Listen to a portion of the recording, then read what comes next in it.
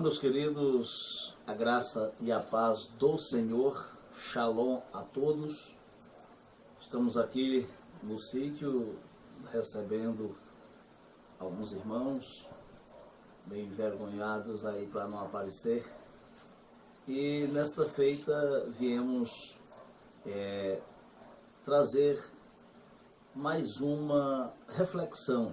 Desta feita não vai ser a nível teológico, mas iremos trazer aqui um relato histórico no que se diz respeito a uma data tão importante como hoje, dia 31 de outubro de 2016, do qual se comemora, ou deveria comemorar, 499 anos da Reforma Protestante. Pasme no que eu vou lhe dizer. É bem verdade que a maioria das denominações, elas se identificam ou se apresentam como protestante. E eu vou usar um termo leve para não ser duro, na minha fala, mas eu acho muito frio a massa evangélica numa data tão importante no que se diz respeito ao repasso ou repasse da informação para a membresia, para os fiéis que não sabem a origem. E isso não com o objetivo de levar o povo a aderir a uma certa adoração aos pais da reforma, mas acredito que é de suma importância, até quando alguns irmãos forem indagados acerca dos primórdios do protestantismo, eu acredito que é de grande relevância o conhecimento. Ou melhor, eu acho que o maior legado na vida do ser humano é o conhecimento. Mas antes de me falar um pouco acerca desta reforma, eu quero dizer para vós outros que essa reforma só existiu após as fragmentações que houve na Igreja de Roma. Porque o início dela, após 100 anos, ela começou muito equilibrada no que se diz respeito ao teor teológico. Como, por exemplo, Clemente de Roma. Ele foi contemporâneo do evangelista João, no ano de 98 depois de Cristo. E esses pais da igreja, ou esses padres da igreja, eles tinham um propósito específico, que era tornar o povo conhecedor de Deus, da palavra, através da ciência, que é o estudo de Deus, a teologia. Isso, Justino, de 100 a 105, ele foi o primeiro apologista dos pais da igreja. Depois veio Tertuliano também, que trouxe a sua proposta científica dentro do teor teológico.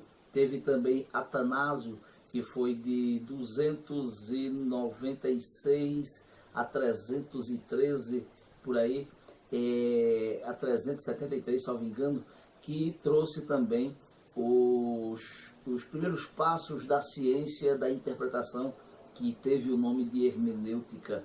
Como também outros, Agostinho de Hipona também, que começou muito bem, trazendo seus conceitos, mostrando Deus dentro da filosofia, e que pena que depois ele aderiu aos conceitos de Pelágio, pelagianismo, e ele deturpou um pouco e se afastou dos seus passos iniciais que começaram bons. Porém, isso só perdurou até 300 anos, quase 300 anos depois de Cristo.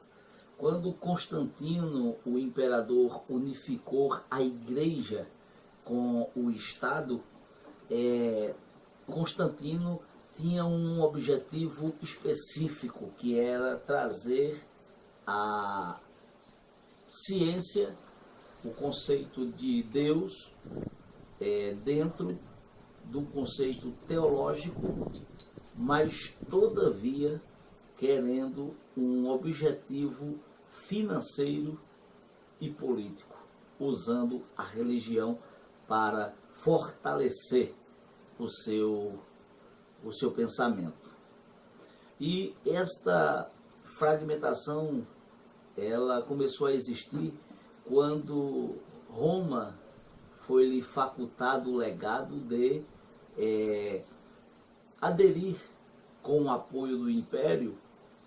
O Papa da época começou a abrir ou facultar espaço para pensamentos de novas doutrinas, que acreditava ele que seriam doutrinas que iriam enriquecer ali a Igreja Romana, ao ponto de se tornar uma aberração. E isso teve uma má repercussão, porque a igreja ela rompeu, ela deixou de ser uma igreja denominada cristã para ser uma igreja política. E Constantino, juntamente com o clero, com a Santa Sé, teve o objetivo de deturpar tudo o que era voltado ao judaísmo, como, por exemplo, inventaram ou aderiram a um novo calendário, que depois esse calendário ele teve um nome, né, do calendário gregoriano, isso mais lá na frente. Mas toda a liturgia judaica ela foi modificada do calendário hebraico, como, por exemplo, a Páscoa, o Yom Kippur, passagem de ano. Tudo isso foi mudado. Os judeus que sempre tiveram a sua devoção, os seus cuidados, os seus princípios no sábado, e com isso a igreja mudou para o domingo e começou a deturpar todo o princípio do judaísmo. Todavia, essa não foi o ponto principal que trouxe a aberração, porque o povo era ensinado que o judaísmo trazia um peso muito grande através das liturgias e das leis de Moshe, de Moisés, mas mostrando que a graça agora ela era no ápice, ela estava no seu ápice, E a gente sabe que isso é uma mentira, que a graça do Eterno sempre esteve no Antigo Pacto, como também no Novo Pacto. Todavia, o clero romano começou a trazer de início uma metodologia de aderir ao povo ao cristianismo, vamos dizer assim, e depois começaram a impor métodos para o enriquecimento. Com isso, trouxe alguns fatores que gerou a reforma protestante, como um fator, por exemplo, um fator básico, que foi a renovação cultural, foi o advento da imprensa, que começou a trazer ali, estava em grande escala na época, e com isso essa própria imprensa ajudou a imprimir ali cópias das escrituras. E os fatores específicos foi a crise moral, espiritual e política que se encontrava naquele período, tanto o Império como também a Igreja. A Igreja, ela abraçou vários conceitos, como daqui a 2 dias vai ser comemorado o dia de finado, ou seja, o dia dos mortos, aonde a igreja abraçou o conceito pelo qual ela tinha o poder de levar as pessoas para perto dos seus entes queridos. Ou seja, a igreja de Roma começou a criar metodologias que deixasse as pessoas que perderam o seu ente querido através de um sacerdote, das compras de velas da época, e com isso começaram a aderir a um dia específico dos mortos que se encontravam no purgatório, outra doutrina criada pela igreja romana da época. E com isso, Abed Odilon de Cluny, ele foi o idealizador desta data do dia 2 de fevereiro. E com isso, até os dias de hoje, vários evangélicos também, protestantes e outros que abraçam essas liturgias,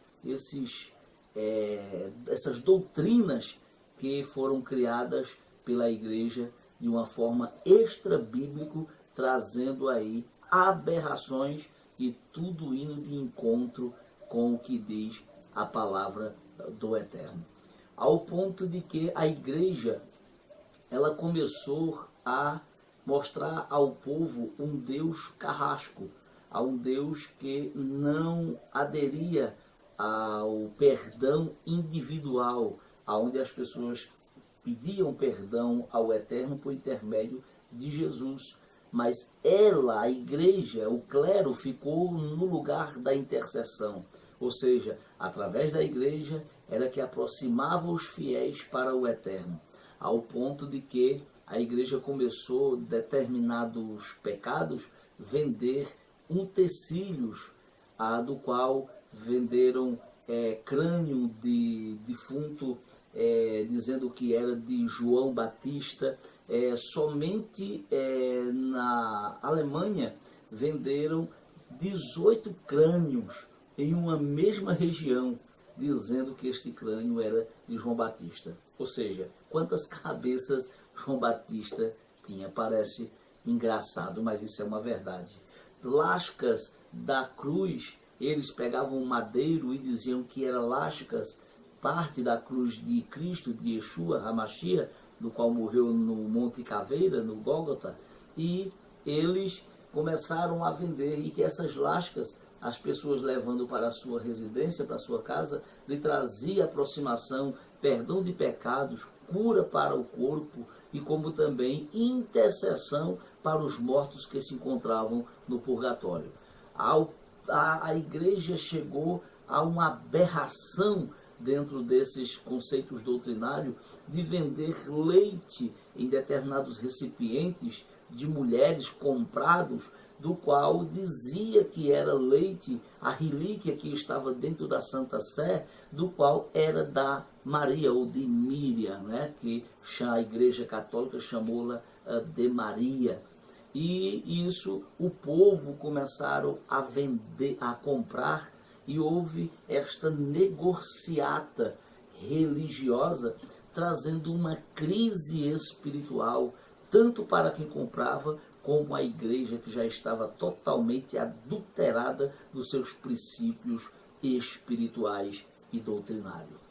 Até que esta igreja, ela começou a se destruir, porque dentro desse fator específico, além da crise espiritual, houve também uma crise eclesiástica, um abuso de autoridade eclesiástico.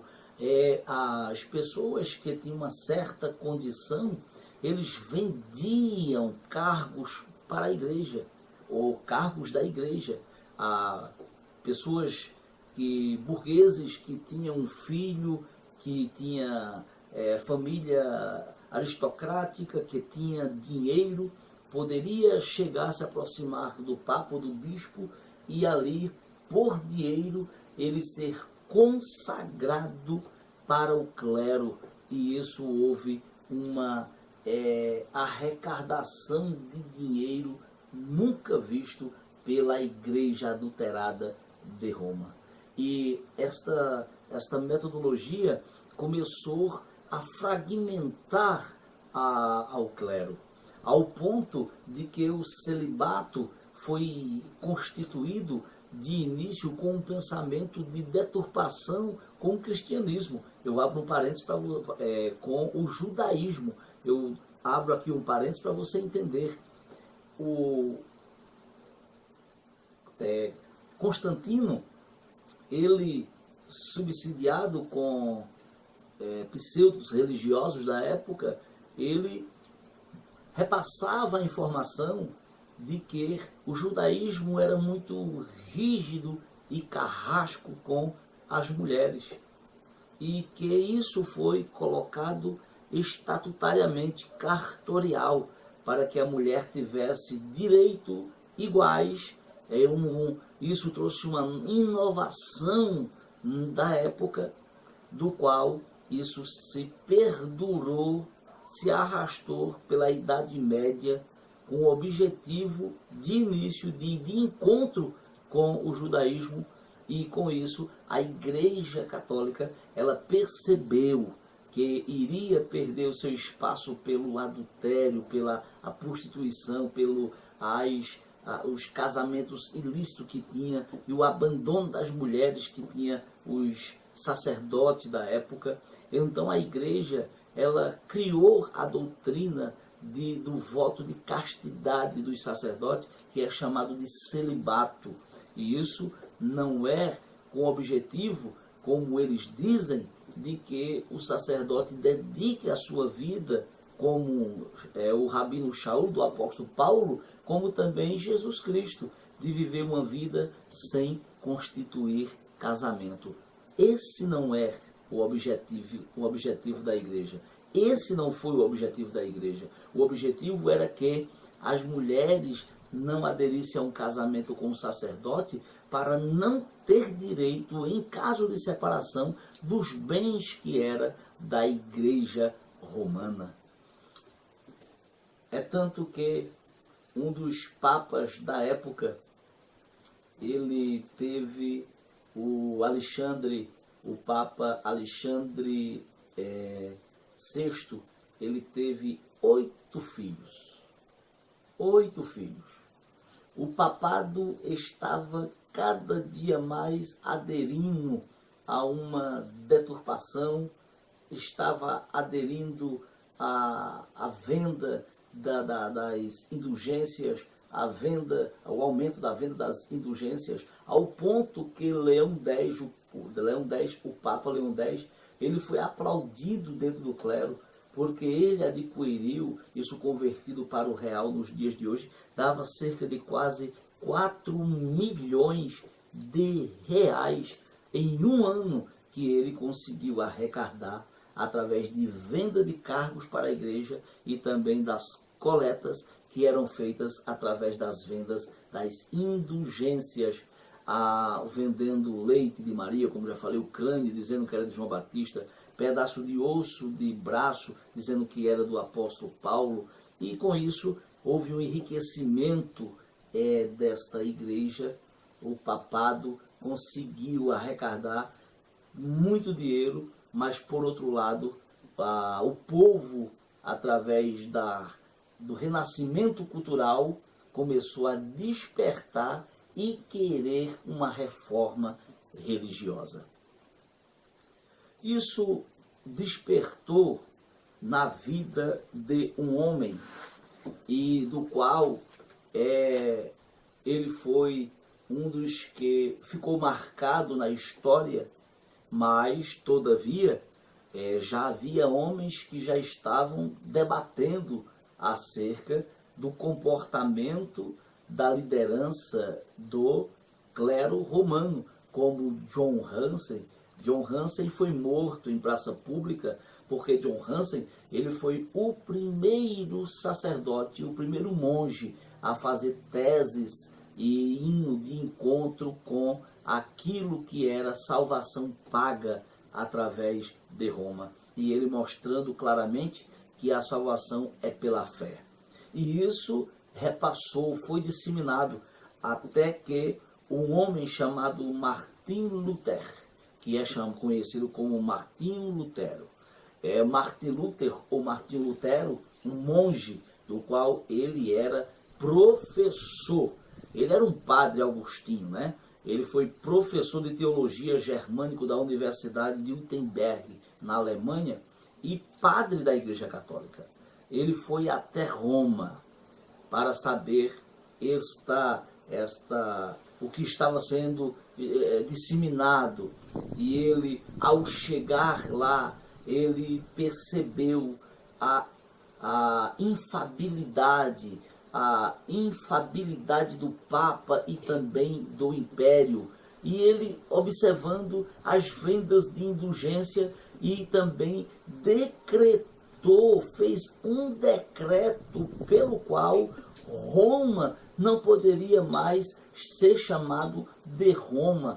Todos teriam que falar que iria para a cidade eterna. Isso com o mesmo objetivo de tomar o lugar de Jerusalém, conforme Deus escolheu para ser a sua terra, para ser o centro da nação ou do povo do qual ele escolhera conforme a sua bendita vontade.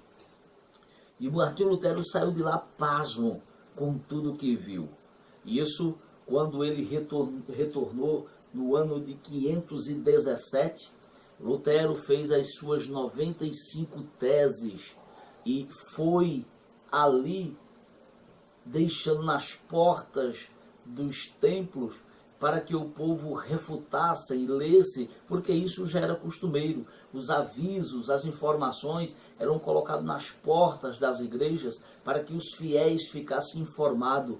E Lutero pegou carona nessa metodologia de informação e começou a deixar suas teses apregado, indo de encontro com aquilo que falava o Papa da época, como também o imperador da época.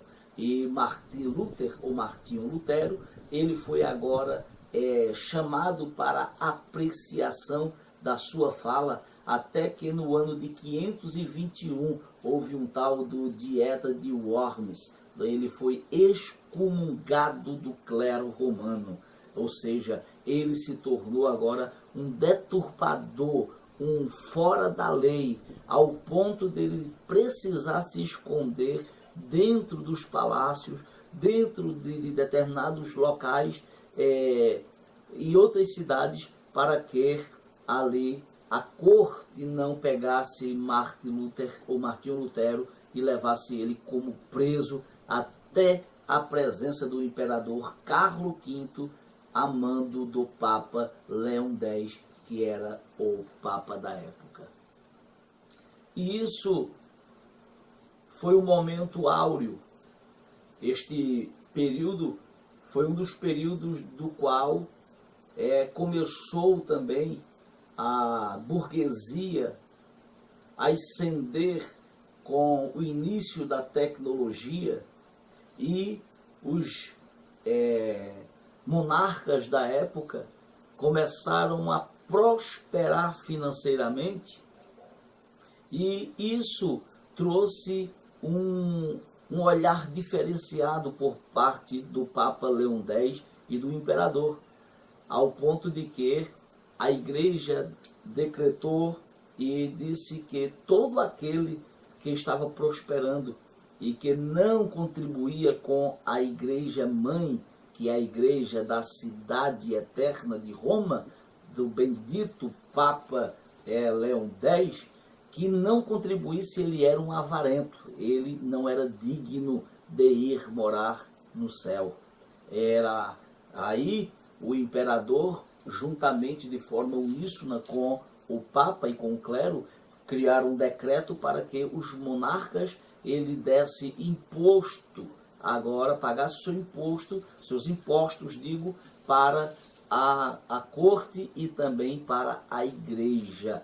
Isso, o povo ficaram indignados com o comportamento, e eles estavam esperando a qualquer momento uma manifestação do qual viesse tirar aí a igreja de dentro desta igreja prostituída.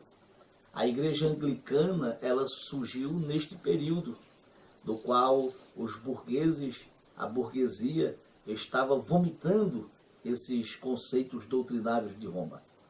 Martinho Lutero criou o seu grupo, os luteranos, e isso foi conhecido e ficou sendo ventilado não só ali na Alemanha, como também a França abraçou, o Reino Unido, a Inglaterra também abraçou e ficou conhecido como reforma religiosa, como confissão religiosa protestante, como a queda do Sacro Império Germânico e o falecimento da supremacia religião de Roma, e com isso houve o início daí do dia 31 de outubro de 517, o início da reforma protestante.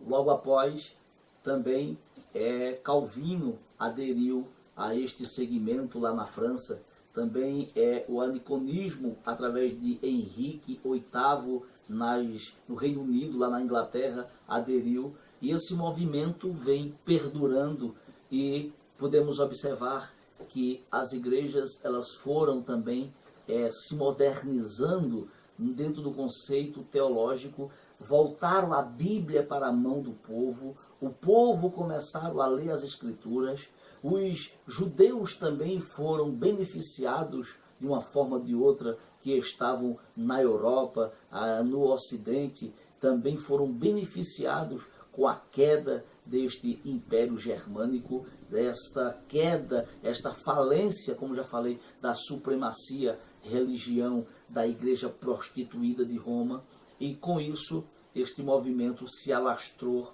aí a chama voltou a acender, vários homens começaram agora a pregar o Evangelho com uma outra visão, o povo estava voltando agora a receber as curas através da fé, a salvação através de ouvir a palavra do Eterno, e com isso vários homens marcaram a sua história. A gente não poderia também deixar de falar de Wycliffe, que foi um dos homens também da Reforma. Também podemos citar nomes do avivamento que séculos depois aderiram, abraçaram o movimento do protestantismo dentro de uma visão mais pentecostal, buscando o avivamento de Atos 2, e com isso surgiu John Wesley, surgiu George Whitefield, surgiu também aí Jonathan Edwards, surgiu aí no século XIX Smith Wigglesworth, um evangelista britânico que em seu ministério ele orava e ele não fazia nenhum apelo e nenhuma venda de fé, mas como era um homem ungido, um homem de Deus, ele agora estava indo fazer o seu ofício de pastor, e ao chegar nas cerimônias fúnebres, ele começava a orar pelos familiares de forma equilibrada, de forma bíblica, e a ler Deus para honrar a vida espiritual daquele homem e o seu ministério. 19 defuntos, ao decorrer de sua trajetória ministerial, levantaram de dentro do caixão. Bendito é o nome do Senhor.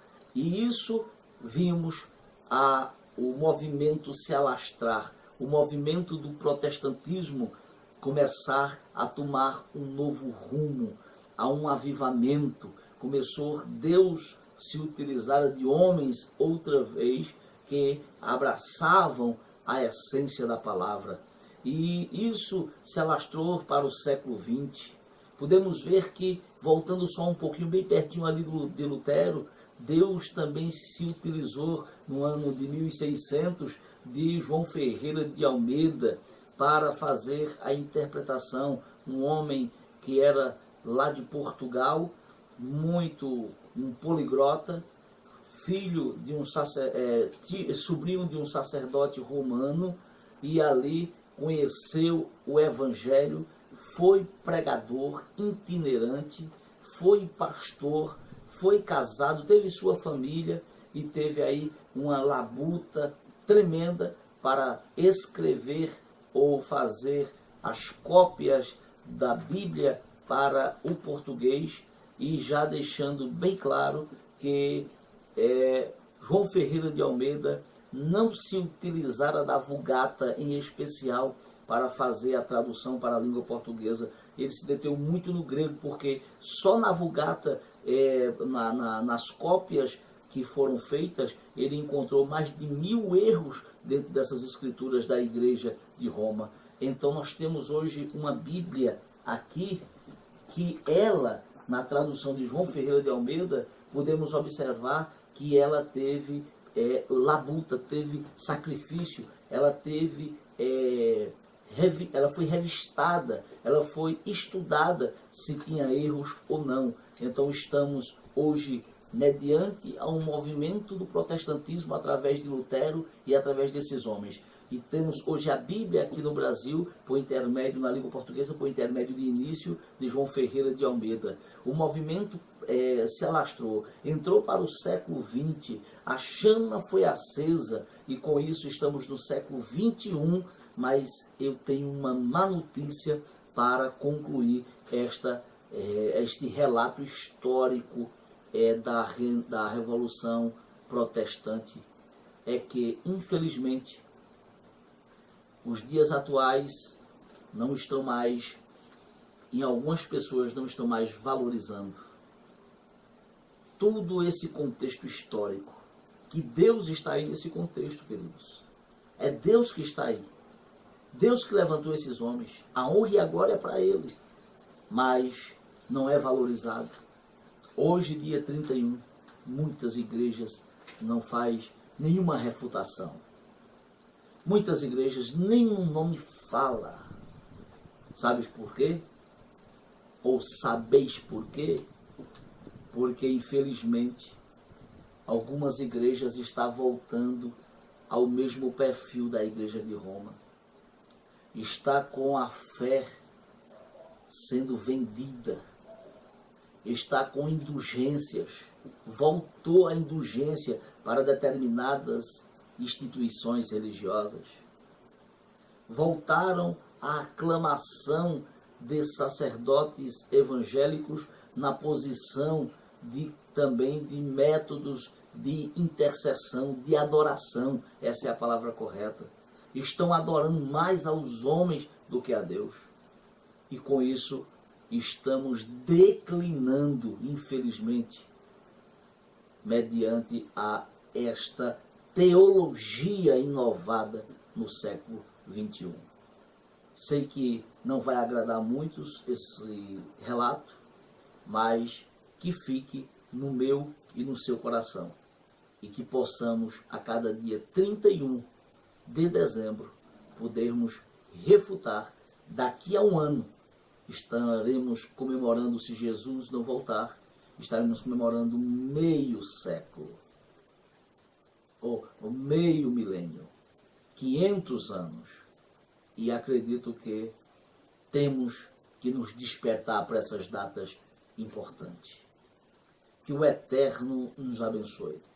Enquanto muitos não querem comemorar, ou não estão comemorando, ou não estão refutando com alegria, agradecendo a Deus em um culto de ação e graça, estão daqui a 2 dias indo para os cemitérios, acender vela e dar continuidade ao paganismo que teve a seu início, os seus primórdios, a sua ascensão dentro da Igreja Romana, que infelizmente tem contaminado as nossas igrejas, que são denominadas evangélicas e que diz que abraçou ao protestantismo. Infelizmente. A paz do Senhor e que o Eterno nos abençoe.